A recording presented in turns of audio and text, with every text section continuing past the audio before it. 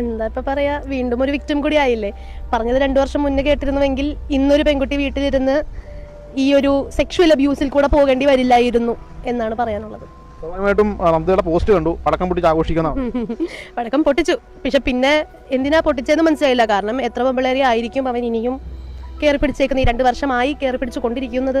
കാരണം എൻ്റെ അടുത്ത് കുറേ പേര് പറഞ്ഞിട്ടുണ്ട്, അവിടെ ബസ്സിൽ വെച്ച് കണ്ടു, ഇവിടെ ബസ്സിൽ വെച്ച് കണ്ടു. 2 വർഷമായി പറയുന്നുണ്ട്. ഈ 2 വർഷം കൂടെ അവനെ സെക്ഷുവൽ അസോൾട്ട് ചെയ്യാൻ വേണ്ടി എനേബിൾ അല്ലേ ചെയ്തത് കേരളം. അത്രേ പറയാനുള്ളൂ. അന്ന് നന്ദയുടെ കൂടെ എല്ലാവരും നിന്നില്ല എന്നുള്ളൊരു തോന്നലുണ്ട്. ഇല്ല, എല്ലാവരും നിന്നില്ല എന്നുള്ളതല്ല. ഞാൻ എക്സ്പെക്റ്റ് ചെയ്ത ഒരു മെൻറ്റാലിറ്റി അല്ലായിരുന്നു എനിക്ക് സമൂഹത്തിൽ നിന്ന് കിട്ടിയത്. എൻ്റെ ക്ലോസ് ഫ്രണ്ട്സ് ആയിക്കോട്ടെ, റിലേറ്റീവ്സ് ആയിക്കോട്ടെ, ഓൾമോസ്റ്റ് എനിക്ക് തോന്നുന്നു ബോധമുള്ള ഒരുവിധം എല്ലാ മലയാളികളും അത് കണ്ടിട്ട് അത് റിയൽ ആണെന്ന് മനസ്സിലാക്കാൻ, അവൻ ഓടിപ്പോകുന്നതും കാര്യങ്ങളുടെ റിയൽ ആണെന്ന് മനസ്സിലാക്കാനുള്ള ഒരു ബോധമുണ്ടായിരുന്നു. ദാറ്റ് വാസ് ഒരു പാർട്ട് ഓഫ് ദ പീപ്പിൾ, ഒരു ഭാഗം മാത്രം. വേറൊരു ഭാഗം